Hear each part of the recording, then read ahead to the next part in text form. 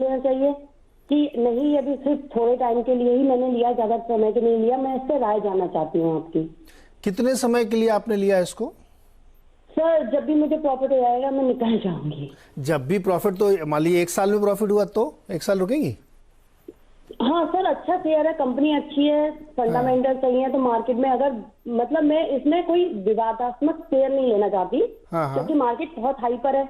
हाँ। तो मैं ये इस समय सेफ वाले शेयरों में ही अपना इन्वेस्ट करना चाहती हूँ। ट्रेड करना तो मुझे चाहते हैं। टीसीएस सही लगा, तो मैंने अपने कुछ शेयर निकाल के टीसीएस में पैसा इन्वेस्ट किया था। तो मैं यही सोच रही थी कि अभी फिलहाल मार्केट में करेक्शन हो तो इसमें ना हो, इसलिए मैंने इसमें स्विच कर लिया था। सर, अगर आप कहेंगे तो अभी भी प्रॉफिट लॉस बुक कर लेंगे।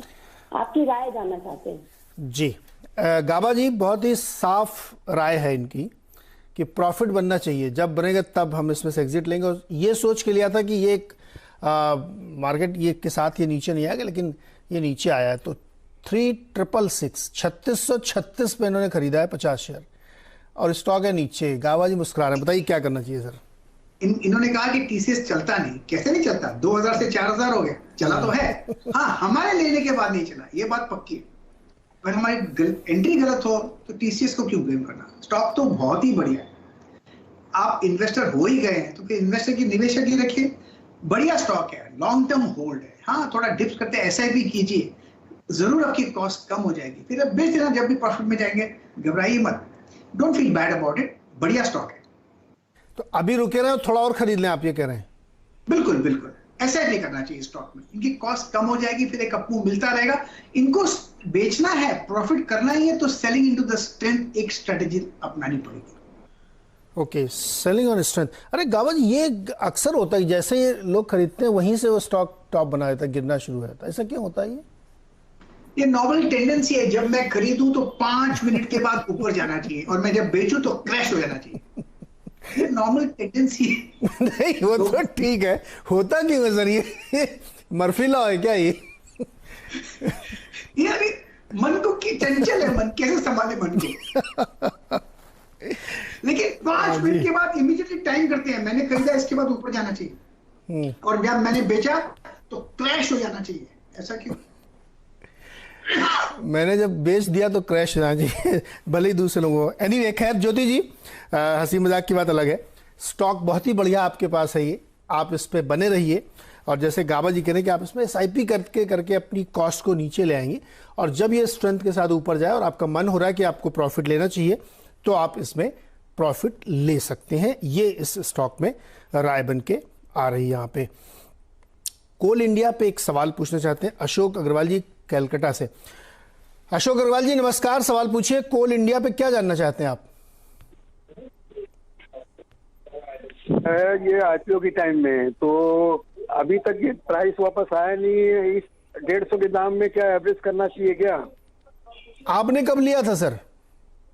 आईपीओ के टाइम का जी 10 साल हो गया। अरे बाप रे। गाबा सर, जरा इस पे सर विस्तार से बताइए। आईपीओ के समय का स्टॉक है, अभी भी इनको नुकसान है, क्या करना चाहिए अग्रवाल साहब को?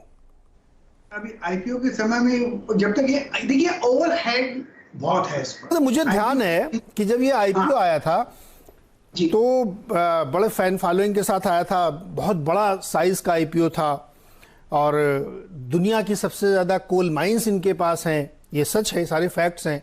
और भारत में कंजम्पशन बहुत है कोयले का, बिजली बनती है उससे, तमाम सीमेंट कारखानों में इस्तेमाल होता है, और माइंस भी आई, प्राइवेटाइजेशन भी हुआ, सब कुछ हो गया इसमें जी। स्टॉक नहीं चला, खाली बस लिस्टिंग करीब 300 के आसपास हुई, उसके बाद 450 के दाम भी देखे, उसके बाद लगातार सेलिंग दे रहे हैं। लेकिन जो रिसेंट लो हमने देखा है कोल इंडिया में, वो बहुत ही स्ट्रॉन्ग सपोर्ट जोन है। वो करीब मेरे ख्याल से 100 के आसपास था, अब 150 के आसपास है। अब जब आईपीओ का ओवरहेड सेलिंग बहुत है, यहाँ जैसे भी ऊपर जाएगा थोड़ा स्ट्रगल रहेगा, क्योंकि लॉट ऑफ सेलिंग, काफी लोग फंसे हैं स्टॉक में।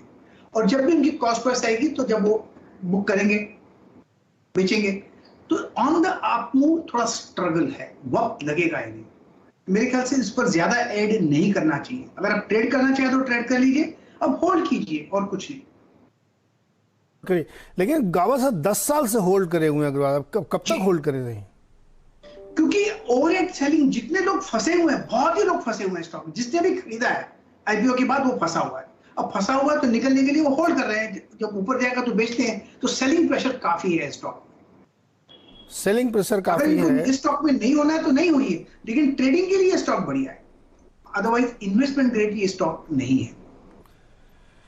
ट्रेडिंग के लिए बढ़िया है अग्रवाल साहब, इन्वेस्टिंग के लिए नहीं है, चूंकि आपने बहुत एक डेकेड करीब निकाल लिया इसमें और अभी भी आपको फायदा नहीं हो रहा है इसमें, तो अब आप इसमें ट्रेडिंग कर लीजिए थोड़ी थोड़ी। और जैसे गाबा जी कह रहे हैं कि इसमें बहुत सारे लोग हैं तो सेलिंग प्रेशर बीच बीच में आता रहता है, स्टॉक बीच में नरम होता रहता है। तो ये आपकी राय है। चलिए कानपुर चलते हैं, राजेश जी हमारे साथ हैं। राजेश जी नमस्कार, सवाल पूछें अपना। सर मैंने अरविंदो फार्मा खरीदा है, 790 is the average buying rate and I am a long term investor, तो अब क्या करना चाहिए? Okay Gaba sir, Aurobindo pharma 790 की प्राइस है, करीब 150 रुपए पर शेयर का लॉस है, इनको रुक सकते हैं, ये लंबे समय के लिए रख सकते हैं, कोई दिक्कत नहीं इनको। चार्ट पे क्या संकेत मिल रहे हैं कि यहाँ से आगे गाड़ी बढ़ेगी ऊपर की तरफ? शॉर्ट टर्म में थोड़ी वीकनेस है अरविंदो फार्मा। मेरे ध्यान है कि पिछले हफ्ते न्यूज पर वीरेन ने बात की थी, ये वीकनेस है थोड़ी, और भी लोअर लेवल देखने को मिल सकते हैं, और इनका नजरिया लॉन्ग टर्म का है। तो मेरे ख्याल से ऐड मत कीजिएगा, होल्ड करना चाहे तो होल्ड कीजिए, कॉस्ट के आसपास एक बार निकल जाएगी। यानी जहां पे आपने बाइंग की थी उस समय जब आए तो आप इसमें से एक बार एग्जिट लीजिएगा, जब दोबारा कभी बहुत नीचे मिले तो इसमें आप प्रवेश कर सकते हैं।